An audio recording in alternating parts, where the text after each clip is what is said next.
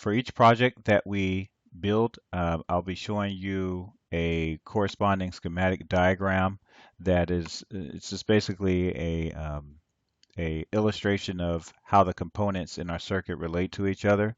And if you're new to schematic diagrams, again, the purpose of these tutorials is to teach you and to get you to the point where you're comfortable with them. If you have been around schematics for a while, this you may want to advance through this video, but um, if you need a refresher, this will serve that purpose as well. So first, symbol that I want to point out is whenever we have two wires connected to each other, you'll see this symbol. And so it's not that it's a plus, this is just a small section of two wires, and these wires could extend, you know, they can run different routes, but this black dot in the middle here indicates that these two wires, which are separate, they are connected to each other. When the wires are unconnected, so you often may have a wire passing over or underneath another wire, you'll see this little like arch in one of the wires here. Next is this is probably the most commonly recognized symbol, schematic symbol in a circuit, and that's the resistor component here. This symbol here is for a diode. So you notice that the direction in which the arrow is pointing, it indicates the direction in which the current can travel.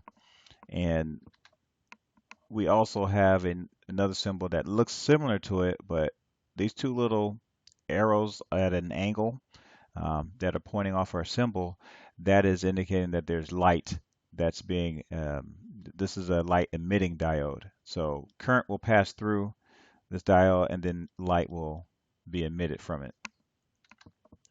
The symbol here is whenever we have a motor installed into our circuit, and whenever we're using a capacitor, this is the um, symbol that you will see. And ground, by now I've used this a few times in the previous videos, and this is a ground symbol. For transistor, this is what you'll see here.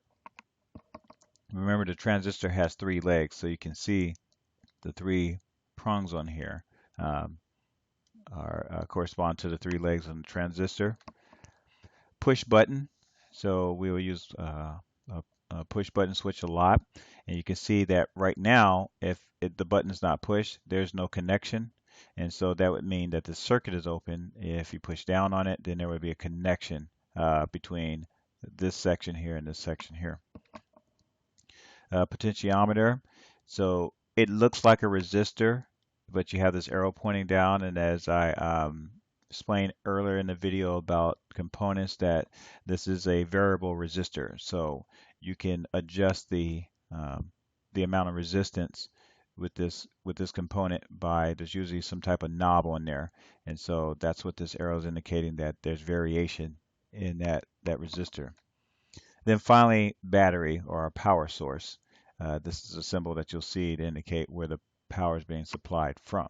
Okay?